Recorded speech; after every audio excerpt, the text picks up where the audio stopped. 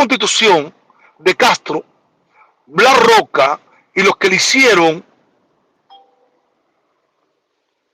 apellido de Castro, observada y monitoreada y verificada por Castro, yo soy el que voy a tener todos los poderes. No es lo mismo la Unión Soviética. La Unión Soviética era un gobierno colectivo comunista. En la China comunista, posteriormente, después de Mao Zedong, pasó lo mismo. Los partidos comunistas de la vieja, del antiguo campo socialista eran conjuntos de liderazgo dentro del partido para la sucesión. No, Castro no. Castro lo dijo a la Roca, a toda esta gente. No, no, no. Yo estoy por encima y aquí no hay colectividad.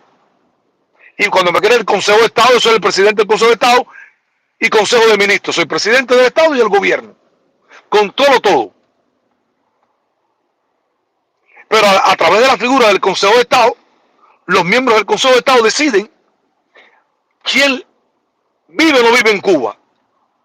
A quién pasamos por el pelotón de fusilamiento. Porque eso no se discute en el Tribunal Supremo cubano. El Tribunal Supremo lo puede discutir, pero quien da la última palabra es el Consejo de Estado. Quien firma la muerte en Cuba de los ciudadanos cubanos es el Consejo de Estado. Entonces eso es porque Fidel lo hizo, porque yo tengo el poder por encima del partido, el Estado y el gobierno soy yo. Más nadie. Entonces Fidel hizo la Constitución del 76 porque los comunistas se la pidieron y dependía más ayuda. De lo contrario, no iba a haber ayuda. ¿Y qué hizo Fidel para demostrarle al Kremlin que él era el todopoderoso? Él elimina a los viejos comunistas que respondían al Kremlin. Se somete Blas Roca Calderillo, Severo Aguirre, Juan Marinelo, se someten algunos, Malmierca, algunos comunistas viejos se someten a Fidel Castro. Pero los demás, Esquivel y otros más, se insubordinan, le llaman la atención a Castro y Castro ¿qué hace? Hace la primera purga, manda el mensaje a todos los viejos comunistas. El que no se alinee conmigo, lo saco de la jugada. Y el Kremlin decía, oye, pero Fidel desoyó al Kremlin hasta el año 76. Pero ya cuando tenía una constitución hecha a modo, donde él iba a estar por encima de todos los poderes. Y esto fue aceptado por todos los países del mundo que tienen relaciones diplomáticas con el Estado cubano. ¿Quién era el Estado cubano? Fidel Castro. Por eso hay una confusión de mucha gente. Fidel se puso por encima. Que el que no está con la revolución, se puso a la figura del primer secretario del partido como rector de la sociedad cubana, el Partido Comunista Cubano, por encima de la Constitución. No es la Constitución, es el partido rector de la sociedad cubana. Y después de la figura del primer secretario, le da los poderes ¿a quién? A los militares cubanos. Militares no todos, porque fíjense, el éxito de Castro ha sido que los militares cubanos no es una élite rica como tú ves, wow, como en otros países. No. Usted un coronel vive, un teniente coronel vive, un general vive, hasta de brigada, y cuando se jubilaron, se tira a la mierda. No acumulan riqueza, porque como el general, la mayoría de los generales cubanos no acumulan riqueza, no tienen poder político. Entiéndanlo, señores, entendamos algo. No porque el grupo Gaesa tenga el control de la economía cubana, los generales tienen el control. No, porque en el primer momento que Fidel Castro o Castro permita que los generales acumulen grandes fortunas, es lo que se le viran completo. Le da un privilegio, pero no pueden administrar grandes fortunas, porque administrar grandes fortunas lo hicieran opositores del régimen. ¿Qué sucedió con la causa número 1? ¿Qué sucedió con la causa número 2? Con el Ministerio del Interior, Labranto y toda esta gente. ¿Por qué lo fusila? Porque se creó una élite millonaria a través del narcotráfico. Porque tenían cuentas de millones de dólares en Panamá. Y eso hizo que entonces Ochoa, Tony, Abrantes y esta gente pudieran ser los primeros factores de cambio en Cuba, porque ya disponían de dinero y comprar conciencia. Entiendan de una vez, usted ve un general en Cuba, sí, tiene poder, tiene un coronel, un primer... No. Tiene poder hasta que está en el puesto. Cuando se va del puesto, no tiene ningún poder. Nananina, usted se va y usted no es nadie. Lo mantengo ahí. La historia ha estado así. Mire el general Acevedo. Acumulación de dólares en su casa. Cuando lo descubrieron, para afuera. Porque además tienen una vigilancia permanente, porque manejan recursos.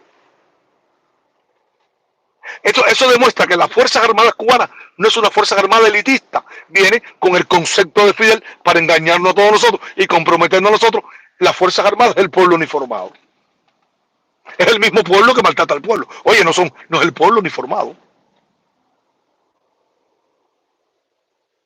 Es las Fuerzas Armadas cubanas. ¿Por qué no ha habido una rebelión? Porque las Fuerzas Armadas cubanas, los mandos, no son ricos y tienen una vigilancia permanente de los trincas. Porque créanme, si los mandos cubanos manejaron, oye señores, es la experiencia de Castro Elquidía durante todos los gobiernos de América Latina. Si los generales cubanos acumularon riqueza, fueran factor de cambio, manejaran liderazgo a través de los recursos monetarios. No, Raúl los tiene, le da el privilegio, tiene mucho, mejor que otros, pero no grandes fortunas. No, eso no existe ahí. Si no, los nietos y los hijos de muchos generales no se fueron del país.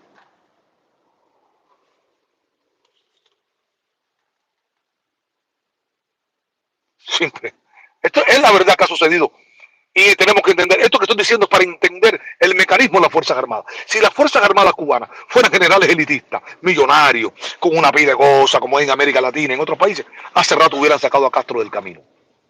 Hace rato hubieran sacado a Castro del camino. Pero esos generales pobres. Mira, el general Francis como murió de la seguridad personal. Sí, Francis tenía recursos humanos. Pero una vez que no está fuera, Francis pasó a ser olvidado como muchos generales que yo conocí. Cuba llegó a tener un chingo de generales. Sí, el beneficio general es que iba a una casa de visita, tenía una javita, podía vivir mejor, pero hasta ahí. Es limitado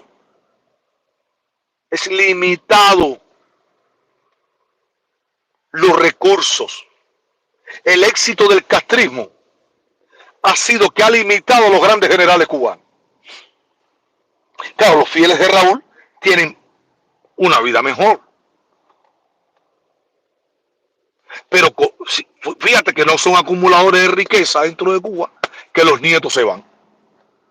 Por aquí anda la nieta de Espinosa, el que murió. Por aquí andan los nietos de otros más. Y son, posteriormente, cuando no están en vida, se la atiende, pero son olvidados. 5, 10 años ya son olvidados.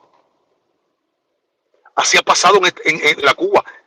Por eso que tenemos que entender el castrismo. Por eso que tenemos que entender todo. ¿Por qué no ha habido una rebelión desde las Fuerzas Armadas? Porque no son acumuladores de riqueza los generales cubanos. Es muy limitada. Lo que ellos tienen es muy limitado, es muy controlado. Lo controlan todo. Desde la gasolina hasta el chofer que tiene.